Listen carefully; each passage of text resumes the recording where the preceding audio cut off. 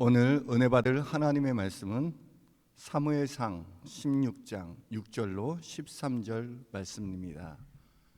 사무엘상 16장 6절로 13절 말씀을 한 절씩 교독하겠습니다. 그들이 오매 사무엘이 엘리압을 보고 마음에 이르기를 여호와의 기름 부으실 자가 과연 주님 앞에 있도다 하였더니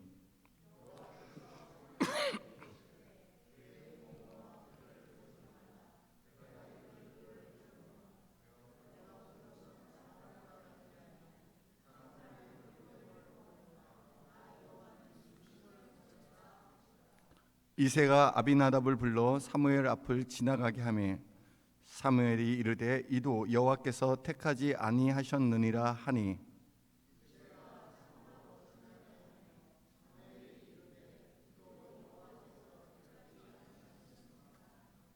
이새가 그의 아들 일곱을 다 사무엘 앞으로 지나가게 하나 사무엘이 이새에게 이르되 여호와께서 이들을 택하지 아니하셨느니라 하고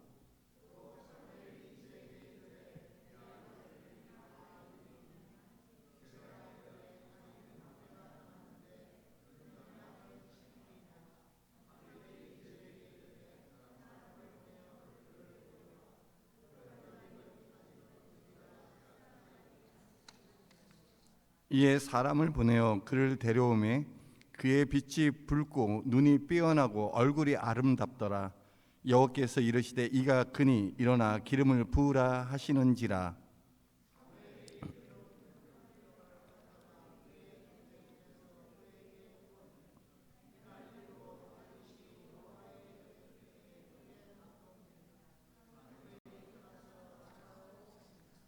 아멘. 할렐루야. 네, 옆 사람과 인사하겠습니다. 주님의 이름으로 환영합니다. 만나서 반갑습니다. 잘 오셨습니다. 새 시대에는 새로운 환경이 필요합니다. 새 포도주는 새 부두에 넣어야 하는 것처럼 우리는 더 이상 과거에 얽매여 사는 자가 아니라 새로운 미래를 만드는 자가 되어야 합니다. 네, 환경의 주체는 사람입니다. 사람이 바뀌면 환경이 바뀝니다. 나의 환경에 변화가 없었던 것은 그동안 환경에 주체했던 내 자신이 변화하지 않았기 때문입니다. 2022년 새해가 시작되었습니다.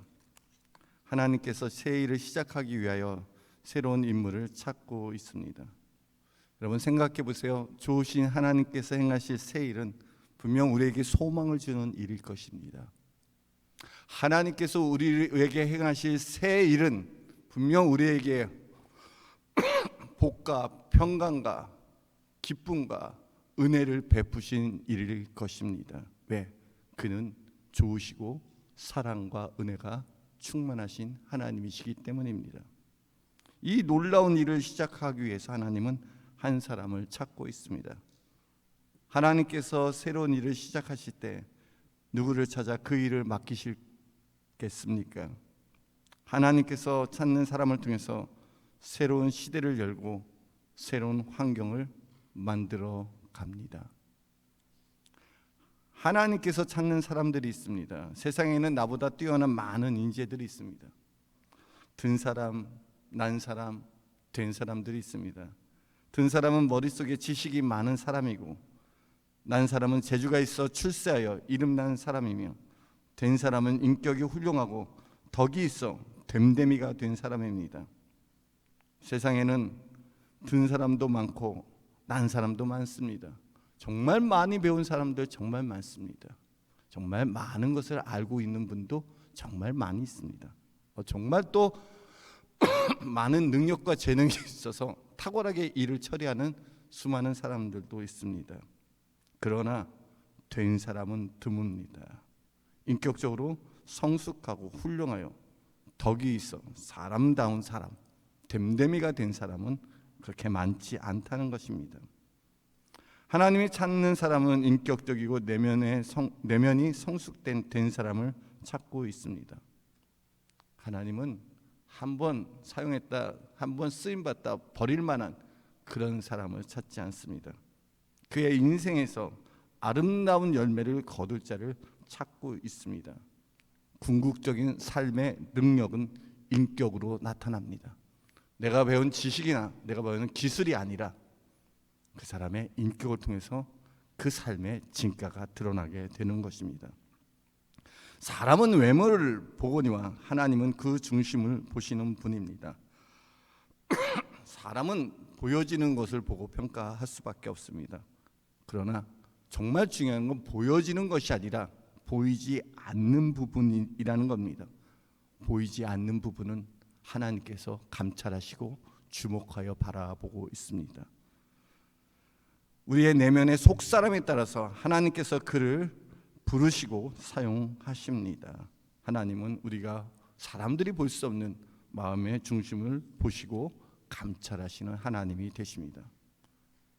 성경에는 인류 역사에 놀라운 영향력을 끼친 수많은 사람들이 있습니다. 유대교와 기독교와 또 이슬람교의 시작이 되는 아브라함이라는 한 인물도 있습니다. 또 모세라는 율법을 만들고 또 이스라엘을 출애굽한 모세라는 위대한 인물도 있습니다. 뿐만 아니라 여러분 다윗 그리고 솔로몬 같은 위대한 왕도 세상에 너무너무 잘 알려져 있습니다. 삼손이나 기드온 같은 사람들, 사무엘이나 다니엘 같은 위대한 선지자들도 세상 사람들이 참 많이 알고 있습니다. 이 수많은 믿음의 사람들은 다 하나님의 손에 의해서 만들어진 자입니다. 이들은 다 인생의 광야를 통과한 자입니다. 인생의 광야에서 하나님이 그들을 빚으시고 만들어서 위대한 인물로 하나님이 되도록 하셨다는 것입니다. 우리의 주권자, 토기장이 되신 하나님께서 진흙 같은 우리를 그의 손으로 빚으사 위대한 작품으로 또한 그 하나님이 쓰실 만한 그릇으로 만드십니다. 인류 역사에 다윗같이 위대한 인물도 없을 것입니다. 다윗은 예루살렘 성전을 준비하고 하나님께 언약을 받을 뿐만 아니라 메시아의 상징이 되었습니다. 그는 무너진 예배를 회복하고 또 예배자로서 하나님을 기뻐하였던 자입니다. 하나님의 나라를 꿈을 꾸게 하였던 인물입니다. 사람들에게 조사를 했습니다. 성경 인물 중 가장 좋아하는 사람이 누구입니까? 라고. 여러분은 마음속으로 한번 생각해요. 누가 제일 성경 인물 중 가장 이렇게 존경하고 좋아하는 인물입니까? 근데 많은 기독교인들이 다윗이라는 인물을 선택하였습니다. 그렇습니다.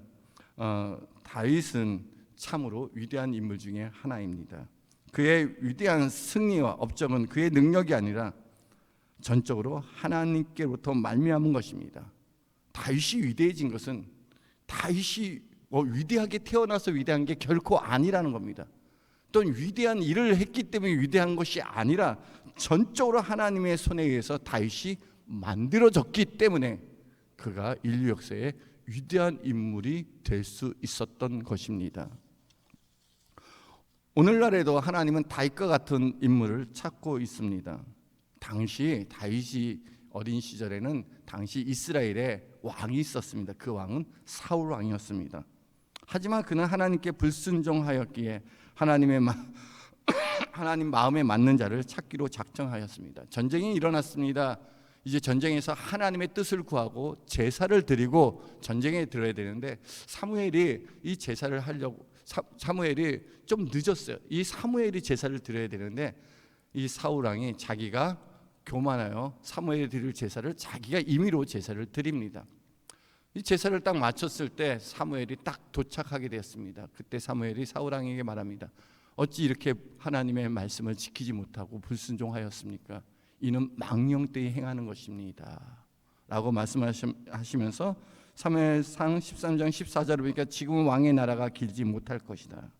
여호와께서 왕에게 명령하신 바를 왕이 지키지 아니하였으므로 여호와께서 그의 마음에 맞는 사람을 구하여 여호와께서 그를 그의 백성의 지도자로 삼으셨느니라 하고. 그렇습니다.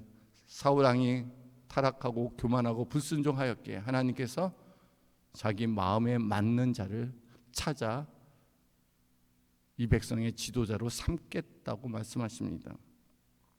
하나님의 마음에 맞는 사람을 구하여 그의 백성을 지도자로 삼습니다. 누가 하나님 마음에 맞는 자입니까? 하나님께서 보시는 기준이 무엇입니까? 하나님의 마음에 맞는 자는 하나님 보시기에 기뻐하는 자입니다. 하나님이 무엇을 보고 그를 기뻐하실까요? 하나님께서는 사무엘에게 말합니다. 야, 내가 이새의 집에서 왕을 보았다고 합니다. 너 가서 그에게 기름을 부으라라고 말씀하십니다. 1절에 보니까 너는 뿔에 기름을 채워 가지고 가라. 내가 너를 베들레헴 사람 이새에게로 보내리니 이는 내가 그의 아들 중에서 한 왕을 보았느니라 하시는지라. 하나님이 그 아들 중에 왕을 보았다는 겁니다. 사무엘은 하나님의 말씀을 듣고 베들레헴에 있는 이새의 집에 가서 제사를 드립니다. 자, 우리가 하나님께 제사를 드리니 이새에게 말합니다. 너가 있는 아들을 다 불러 모아라.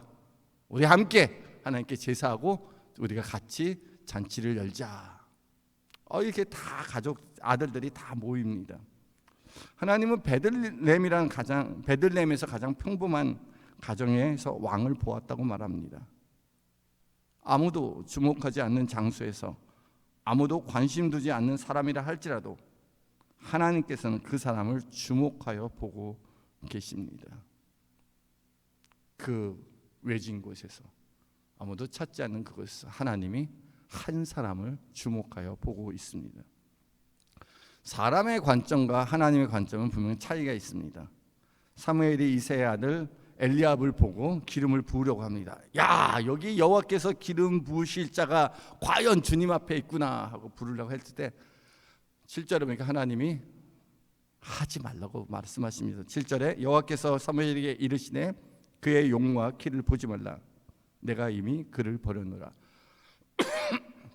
내가 보는 것은 사람과 같지 아니하니 사람은 외모를 보거니와 나 여호와는 중심을 보느니라 하시니라. 내가 사람과 보는 기준이 다르다. 사람들은 외모를 보거니와 나 여호와는 중심을 보느니라 라고 말씀하십니다. 사람은 외모와 배경을 보고 판단하고 평가하는 것이 어쩌면 그것이 당연합니다. 우리는 그럴 수밖에 없어요.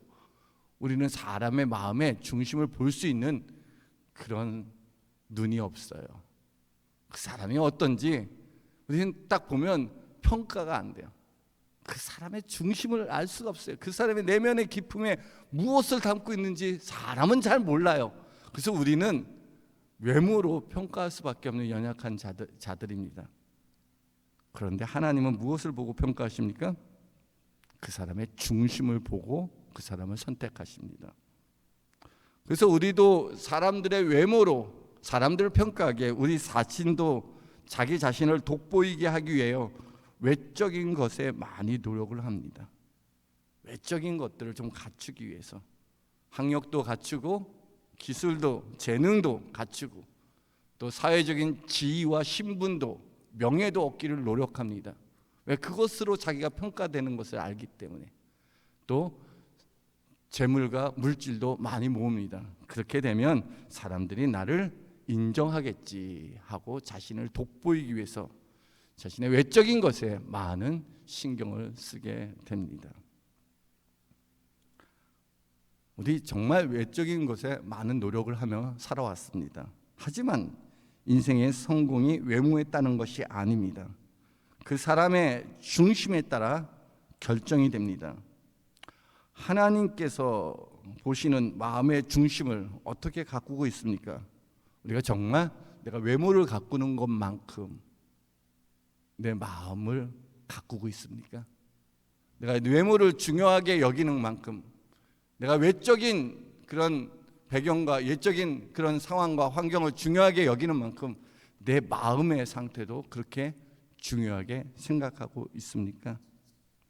겉이 아니라 속이 중요합니다. 내 아내가 아틀란타에서 배추를 사왔습니다. 2개의 배추가 있었습니다. 하나는 흙이 좀 묻고 좀 지저분한 배추였습니다. 들어봤더니 묵직했지만 좀 지저분하고, 옆에 있는 배추는 아주 깨끗하고 딱 열어봤더니 아주 깨끗한 배추가 있었습니다. 좀 가벼웠습니다. 그래서 그 배추를 딱 갖고 와서 김치를 담그려고 딱 다듬어 봤더니 웬걸요? 겉만 번지르라고 속이 다 상해 있습니다. 얼마나 속상해하든지 그때 겉을 보지 않고 속이 꽉 찬 배추를 해야 되는데 이게 보니까 겉만 번지르라고 속이 꽉 차지 않았구나 실망하더라는 겁니다. 그렇습니다. 사람은 외적인 걸 보고 판단하기 때문에 때로는 그것 때문에 많이 내가 생각한 것과 달라서 실망하기도 합니다. 그러나 하나님은 무엇을 보시죠? 중심을 보십니다. 하나님의 마음에 맞는 사람은 그 중심에 무엇이 있느냐에 따라서 결정이 됩니다. 하나님은 사람의 마음에 품고 있는 인격과 성품이 성숙한 사람을 보고 있습니다. 오늘날의 사람을 찾고 있는 데 있어서 실력이나 지식이 아니라 인격이 문제입니다. 인격이 문제입니다. 그 사람이 어떤 지위를 하고 어떤 놀라운 일을 행하느냐 그것도 물론 중요합니다. 그러나 한 사람이 리더가 되고 지도자가 되기 위해서 하나님의 쓰임받는 사람이 되기 위해서 정말 더 중요한 건 그 사람의 내면의 질서와 내면의 성숙함이 중요합니다. 인격으로 성숙하고 건강한 성품을 가진 자가 필요한 시대에 살고 있습니다. 우리는 속사람을 보시고 그 사람을 하나님은 우리의 속사람을 보시고 그 사람을 위대한 인물로 사용합니다. 하나님께서 왕으로 보신 다윗은 그의 내면이 건강하고 인격적으로 성숙한 자였습니다. 한 인물의 사람됨이 어디에서 나타나게 됩니까? 성숙한 인격은 자신의 곤란한 상황이나 역경의 순간에서 그 사람의 진가가 드러나게 됩니다. 정말 어려운 일이 당했어요. 억울한 일이 당했어요. 정말 내 인생에 손해보는 일이 당했고 내 명예가 실추되는 그런 일들을 당했어요. 당시에는 자존심이 상하고 손해보는 것처럼 여겨질지라도 그것 때문에 분노하거나 미워하거나 방탕하는 것이 아니라 오히려 당당하게 자기 자신의 자신감을 갖고 온유와 겸손의 성품이 나타나게 될 때 이 사람은 정말 괜찮은 사람이다라는 것을 알 수가 있습니다. 사소한 일에 분노하고 좌절하고 방황하는 게 아니라 그런 위기와 역경들이 찾아오게 될 때 그 내면으로 정말 충분히 감당하고 온유와 겸손과 덕으로서 문제를 해결하는 사람이 정말 중요합니다. 다윗이 그런 사람이었습니다. 다윗은 모든 형제가 초대받는 가족 행사에 초대받지 못했습니다. 8 형제가 있는데 다윗은 8 형제의 막내였습니다. 다 형들이 다 모였습니다. 형들이 다 모이니까 양은 누가 맡깁니까? 그래요. 그 막내 다윗에게 양을 돌보라고. 그래서 가족 행사에 다윗을 초청하지 아니하였습니다. 그는 소외당하고 무시당하며 홀로 양떼를 돌보고 있었습니다. 아마 그런 일이 익숙했던 것 같습니다. 하지만 그는 좌절하거나 섭섭하여 의기소침하지 않았습니다. 그에게는 언제나 충만한 자존감이 있었습니다. 가족 행사에 그는 뒤늦게 초대받게 되었습니다. 왜? 하나님이 그를 찾으시기 때문에. 사람들은 그를 주목하지 않았습니다. 사무엘조차도 알지 못했습니다. 그러나 하나님은 다윗을 찾고 있었습니다. 사무엘이 엘리압에게 부를 때 하나님이 아니다라고 말합니다. 이새가 그의 2번째 아들 아비나답을 보냅니다. 그가 사무엘 앞에 지나갔지만 하나님이 그를 택하지 아니했습니다. 또 쌈마도 사무엘 앞에 지나갔지만 역시 하나님이 택하지 아니했습니다. 이렇게 7번째 아들까지 다 지나갔지만 아무도 하나님이 택하지 아니했습니다. 그때 사무엘이 이새에게 묻습니다. 다른 아들이 또 있느냐 하고 묻습니다. 이새가 막내가 남았는데 그는 양떼를 지키고 있다고 말합니다. 아버지가 몰라서 어디 있는지 몰라서 못 부른 게 아니라 안 부른 겁니다. 여러분 다윗의 입장이 되었으면 여러분 어떻습니까? 나는 아버지 자식이 아니에요. 섭섭할 수도 있고 화날 수도 있고 또 나는 이 집에서 정말 아무것도 아니구나 라고 생각하며 좌절하고 절망할 수도 있었을 것입니다. 그런데 다윗이 사람을 보내어 다윗을 데려오기까지 사무엘은 식사도 안 하겠다. 그를 기다렸습니다. 12절에 보니까 이에 사람을 보내어 그를 데려오매 그의 빛이 붉고 눈이 빼어나고 얼굴이 아름답더라. 여호와께서 이르시되 이가 그니 일어나 기름을 부으라 하시는지라. 하나님이 다윗을 보고 기뻐하셨습니다. 야, 그다, 제가 내 마음에 합한 자다. 일어나 그에게 기름을 부으라 라고 말씀하십니다. 다윗의 첫 인상은 사무엘에게 감동이 되었습니다. 어떤 사람은 처음 등장하는데 그 첫 인상이 성경에 이렇게 디테일하게 기록된 것이 그렇게 많지 않습니다. 다윗을 사무엘이 딱 봤을 때 어떻다고요? 그래요, 그 얼굴이 붉었습니다. 그게 볼 때 혈색이 돌아 생기가 있었습니다. 그리고 눈빛이 총명하였고 얼굴은 아름다웠습니다. 얼굴은 그 사람의 마음에 표현할 때가 참 많이 있습니다. 여러분, 낯빛이 여러분의 얼굴색이 여러분 원망과 불평과 좌절과 절망이 있을 때 다 얼굴에 나타납니다. 그렇습니다. 다윗을 그렇게 뒤늦게 어쩔 수 없이 다윗을 찾아 불렀음에도 불구하고 다윗은 충만하고 아름다운 모습으로 등장을 합니다. 그는 성령으로 충만한 사람이었습니다. 그가 성령으로 충만한 얼굴로 등장한 것이 이유가 있었습니다. 다윗의 인격은 홀로 양을 돌볼 때 성숙하여졌습니다. 그가 양떼를 돌볼 때 목자이신 주님의 마음을 품고 있었습니다. 그는 홀로 있을 때에도 그가 혼자 있다고 생각하지 않고 늘 하나님이 나와 함께 하신다고 고백하였습니다. 그래서 그 유명한 시편 23편이 다윗이 지은 시 아니겠습니까? 여호와는 나의 목자시니 내가 부족함이 없으시로다.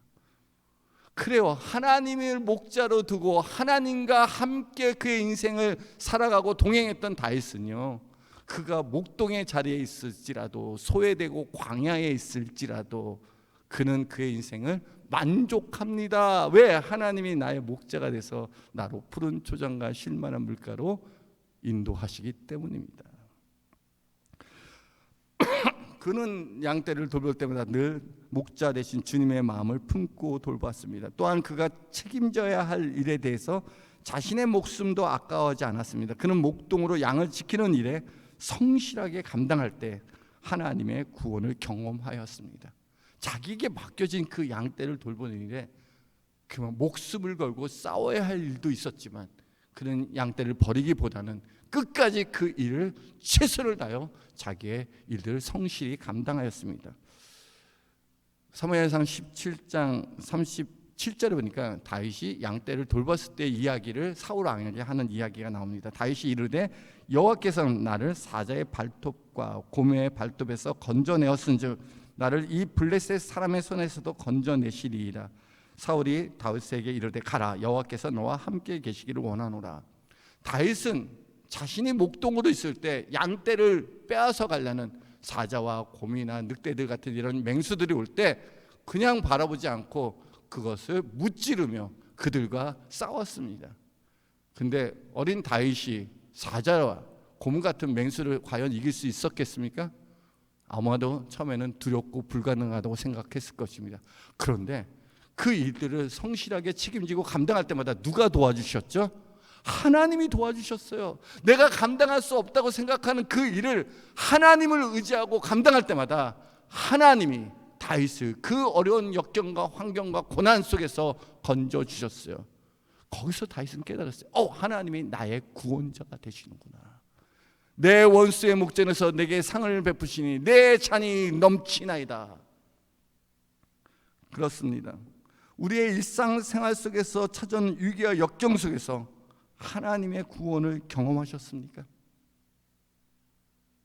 내가 살아가는 내 삶 속에서 하나님이 나와 함께 하시는구나. 하나님이 나를 구원하시는구나. 하나님이 내 자녀를 구원하시는구나. 하나님이 내 남편을, 내 아내를 하나님이 구원하시는구나. 하나님께서 내 직장을, 내 비즈니스를 하나님께서 구원하시는구나. 하나님께서 이 열림교회를 하나님께서 보호하시고 구원하시는구나. 하나님이 이루신다는 겁니다. 우리는 때로는 쓰러지고 연약할 때가 참 많습니다. 그러나 우리 삶 속에서 하나님의 구원을 경험하는 자가 진짜 실력자입니다. 가정이나 학교, 직장, 사업에서 내가 책임지고 감당해야 될 일들이 있습니다. 이 일에 위기와 고난이 직면하게 될 때 그것을 극복할 힘과 능력이 하나님께로부터 오는 것을 알게 될 때 그의 인생을 담대히 살아갈 수 있습니다. 다윗이 곰과 사자의 이빨과 발톱에서 건져내신 하나님을 구원하였기에 이보다 더 큰 문제가 찾아올 때 그는 주눅들거나 두려워 피하지 아니하였다는 것입니다. 그가 당대 최고의 장수 골리앗과 당당히 싸울 수 있었던 것은 그의 삶에 하나님의 구원을 경험하였기 때문이었습니다. 만일 목동의 시기에 하나님의 구원을 경험하지 못했다면 어찌 골리앗과 대적하여 싸울 수 있겠습니까? 다윗으로서 위대하게 만들어 준 것이 바로 골리앗이었습니다.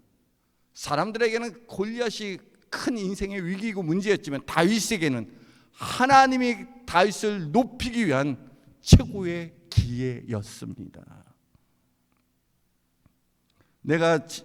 지금 내가 하고 있는 일이 분명 하나님께서 사용하실 때가 있습니다. 지금 내가 하고 있는, 여러분 학교에서 공부하고 있는 그 일들이, 너무도 감당하기 힘든 그런 일들이 하나님의 때에 분명히 사용할 때가 있다는 겁니다. 여러분의 직장에서 감당해야 될 수많은 인내해야 될 그 일들이 일로만 끝나는 게 아니라 그 일을 통해서 내가 만들어지는 겁니다. 내가 성숙해지고 내가 변화되고 내가 좀 더 깊고 인격적으로 풍성한 사람으로 만들어지는 겁니다.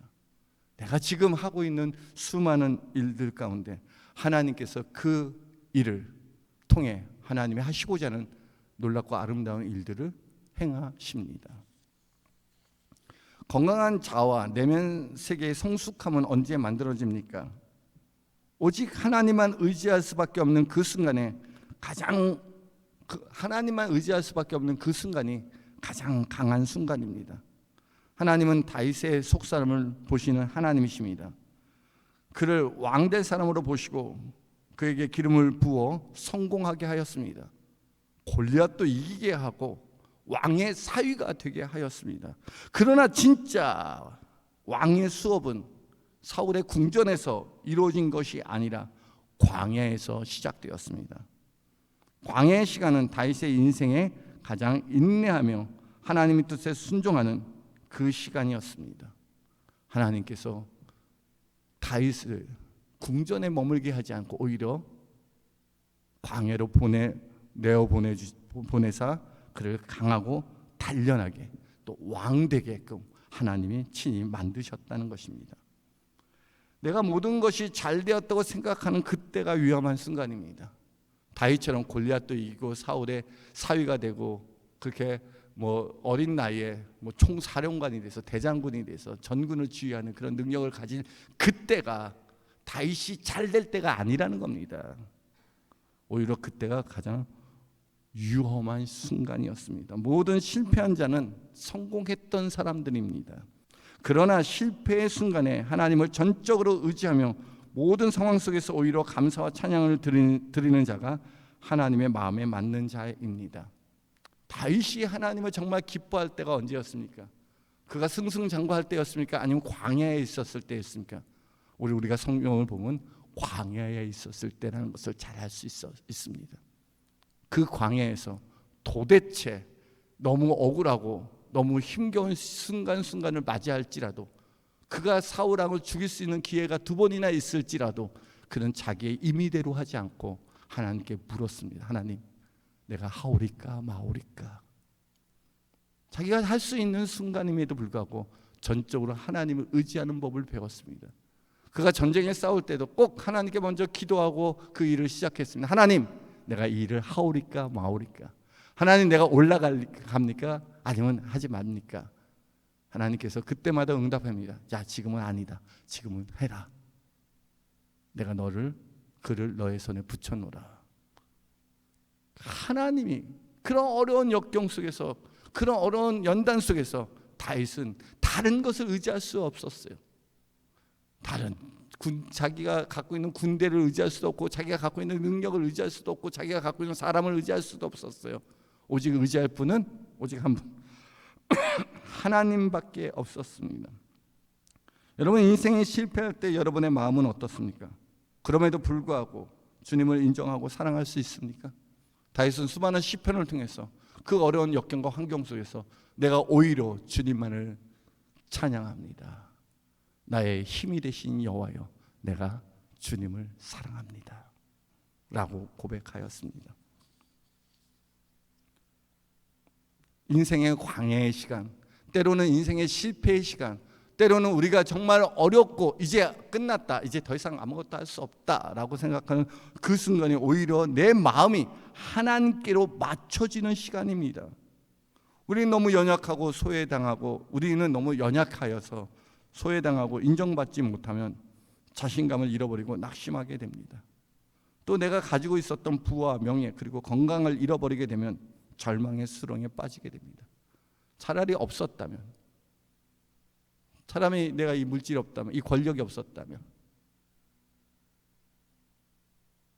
오히려 좋았을 텐데, 근데 그 가지고 있던 것을 잃어버리고 망하고 나니까 더 힘들어요. 이전보다 더 힘들어요. 오히려 가난할 때보다 더 힘들어요. 오히려 건강할 때보다 더 힘들어요. 그런 어려운 우리 인생의 광야와 같은 그런 어려운 시간들을 찾게 되었을 때, 찾아오게 되었을 때, 여러분 다윗처럼 그 일을 어떻게 극복하시겠습니까? 우리가 다윗을 존경하는 것은 그가 인생의 실패와 위기 속에서 전적으로 하나님을 신뢰하고 그의 능력으로 하나님의 구원을 경험하였기 때문입니다. 다윗이, 성경 어디에도 다윗이 한 번도 자기 스스로 왕이 되려고 노력한 적이 없었습니다. 내가 왕이 돼야지, 이렇게 하면 내가 왕이 될 거야, 이렇게 하면 내가 대통령이 될 거야, 이렇게 하면 내가 장관이 될 거야, 이렇게 하면 내가 뭔가 큰 자리를 차지할 거야 라고 계획한 적이 없었습니다. 근데 누가 하셨죠? 하나님이 다윗을 왕 되도록 만들어 주셨다는 것입니다. 인생의 실패 속에서 우리의 진짜 마음의 모습이 드러나게 됩니다. 우리의 힘과 능력으로 인생의 위기를 극복할 수 없는 연약한 존재인 것을 깨닫고 하나님의 능력을 의지해야 합니다. 그때가 바로 전능하신 하나님께 초점을 맞추는 시간입니다. 내가 할 수 없는 시간들, 내가 갖고 있는 수많은 위기와 역경 속에서 내가 감당할 수 없는 순간들이 찾아올 때, 그때 내 삶을 하나님께 맞춰야 됩니다. 사랑하는 성도 여러분, 하나님께서 우리의 마음의 중심을 보십니다. 그리고 자기의 마음에 맞는 사람을 찾고 있습니다. 여러분, 하나님께서 오늘 여러분의 마음을 보신다면, 그래 내가 오늘 너의 마음을 들여다보겠다 하면 자랑스럽게 우리의 마음을 보여줄 수 있습니까? 주님, 내 마음을 보세요. 내가 이렇게 하나님을 사랑하고 하나님의 순전한 마음과 정직한 마음과 늘 말씀과 성령으로 충만하며 주를 사모하는 마음을 보십시오 라고 여러분 그 마음을 탁 열어놓고 하나님 내 이렇습니다 라고 과연 자랑할 수 있겠습니까? 제가 말씀을 준비하면서 저 자신의 마음의 상태를 돌아보게 되었습니다. 정말 하나님이 내 마음을 보신다면 정말 하나님 내가 이렇습니다 라고 과연 자신 있게 말할 수 있을까? 가끔 그럴 때도 있습니다. 너무 성령으로 충만할 때. 인생이 꼭 그렇지만은 않더라는 겁니다. 때로는 너무로 부끄러울 때가 있습니다. 하나님이 내 마음 보시면 어떡할까? 이런 나를 과연 하나님이 사용하실까? 이런 나를 하나님이 과연 쓰실까? 염려되기도 하고 두려울 때도 있습니다. 그러하기에 우리 마음속에 그리스도께서 계시게 하여야 합니다. 우리의 죄를 위해 십자가에 죽으시고 부활하신 예수님께서 우리 안에 계실 때 우리의 영혼이 소송케 됩니다. 내가 죄인임에도 때로는 내 마음이 하나님 보시기에 더럽게 여겨질 때도, 내가 볼 때는 하나님 앞에 온전히 살지 못하고 부족하고 연약하고 죄의 모습들이 드러날 그 순간에도, 그럼에도 불구하고 하나님 앞에 당당히 나아갈 수 있었던 것은 우리 주 예수 그리스도의 십자가의 은혜를 붙들었기 때문입니다. 우리가 그렇게 하나님이 보시기에 나 당당합니다 라고 말할 수 있겠습니까? 아니에요. 우리 연약한 죄인이에요. 오늘 또 좌절했습니다. 오늘 또 실패했습니다. 오늘도 별것 아닌 일에 자존심 상하고 화내고 부부싸움도 하고 그랬습니다. 그런데 그럼에도 불구하고 우리가 하나님이 우리를 찾으시는 이유가 무엇입니까? 하나님께서는요, 독생자 예수 그리스도를 이 땅에 보내시면서 그가 세례를 받을 때 하늘 문이 열리고 비둘기 같은 성령이 임하면서 하나님의 음성이 들렸습니다. 이는 내 사랑하는 아들이요 내 기뻐하는 자라. 아버지의 마음, 예수 그리스도를 향한 아버지의 마음이 그 말씀 가운데 확 밀려오기 시작했어요. 하나님은 예수님을 보실 때마다 내 사랑하는 아들이요 내 기뻐하는 자라, 그렇게 늘 말씀하셨습니다. 예수님도 내가 항상 그의 기뻐하시는 일을 행함으로 그가 나를 홀로 두지 아니하셨느니라. 나와 함께하는 이가 나와 항상, 나를 보내신 이가 나와 항상 함께 하시는도다. 하나님이 예수님을 너무너무 기뻐하였습니다. 우리가 어떻게 하나님의 기뻐하는 아들, 기뻐하는 자, 하나님이 사랑하는 자녀가 될 수 있습니까? 이게 은혜라는 겁니다. 이게 은혜. 그럴 만한 능력도, 그럴 만한 자격도 없어요. 우리는 다윗 같은 그럴 만한 성품도 안 되고 그렇게 너무너무 부족한 모습들을 보게 됩니다. 그럼에도 불구하고 나를 구속하신 예수 그리스도의 은혜 때문에 그냥 그를 믿고 그가 나의 구주입니다, 주님이 나의 주인이십니다 라고 고백하며 주님의 십자가의 은혜를 붙들었을 뿐인데, 그의 은혜로 말미암아 하나님이 우리를 보실 때 우리를 죄의 모습들을 보고 공의 하나님이 심판하고 정죄하는 게 아니라 우리를 구속하신 예수 그리스도, 우리 안에 있는 우리 구주 예수 그리스도를 바라보고 우리를 야 내가 너를 사랑하고 기뻐하노라 라고 말씀하십니다. 그래서 하나님의 마음에 합한 사람은 예수를 구주로 영접한 사람입니다. 여러분, 예수를 구주로 영접한 사람은 자기 죄에 회개하고 예수님이 내 죄를 위해 죽으시고 부활하신 것을 믿는 사람입니다. 하나님은 오늘날에도 다윗처럼 하나님의 마음에 맞는 사람을 찾고 있습니다. 우리 인생의 꿈은 하나님께서 이루어 주십니다. 다윗이 그가 왕이 되겠다고 꿈꾼 적이 없습니다. 그런데 하나님 손에 붙어 있다 보니까 하나님께서 그를 만드시는 대로 순종하며 그의 인도하신 가운데 말씀과 성령으로 따라 살았을 뿐인데, 그런데 하나님께서는요 그를 위대한 사람으로 만드셨습니다. 나의 꿈이 아니라 하나님의 꿈이 우선순위가 되어야 합니다. 하나님은 사람들처럼 외모로 판단하지 않습니다. 우리 마음의 중심을 보십니다. 내 중심에 무엇이 있느냐에 따라서 내 인생이 성공하기도 하고 멸망하기도 합니다. 내 마음의 주인이 누굽니까? 죄와 세상의 우상이 주인으로 되어 있을 때는 그들이 끄는 그대로 이끌려갑니다. 하지만 내 마음에 주의 성령과 주님께서 좌정하고 계실 때에는 주의 은혜로 말미암아 우리가 저절로 열매를 맺는 성공적인 인생을 살아갈 수 있습니다. 우리의 속사람, 우리의 인격과 그리스도의 성품을 닮아가기 위해서 우리가 해야 되는 것 하나는 내 마음에 예수 그리스도를 주로 모시고 성령의 인도함을 따라가는 것입니다. 내 인생의 실패와 역경으로 인한 광야의 시간을 하나님을 가까이 할 수 있는 소중한 순간입니다. 그때 정말 어렵고 힘든 그 순간에 주님께 붙어 있었을 뿐인데 내 마음대로, 내 고집대로, 내 자존심대로, 내 생각대로 행동하고 판단해서 분노하고 방황하고 하는 것이 아니라 그냥 하나님의 말씀대로 그냥 아브라함처럼, 이삭처럼, 야곱처럼 하나님께 붙어 있었을 뿐인데 하나님께서 그들의 인생을 위대하게 만들었던 것처럼 오늘날도 예수 그리스도를 주로 모시며 성령의 인도함을 받는 그들을 저절로 열매를 맺게 하여 하나님께 영광이 되게 하십니다. 사랑하는 성도 여러분, 오늘 하나님 우리를 찾고 있습니다.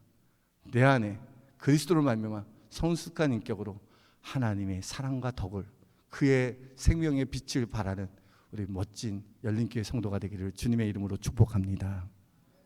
우리 함께 기도하기 원합니다. 하나님, 정말 내가 너무 내 마음의 상태에 대해서 관심을 갖지 못하고 살아왔습니다. 내가 보여지는 것들에 대해서 치중하고 세상의 헛된 것을 쫓아가며 살아왔습니다. 하나님이 내 외모를 보는 게 아니라 내 중심을 보고 있다는 것을 알게 하여 주시옵소서. 우리도 다윗같이 그 역경의 순간 광야의 길을 걸을 때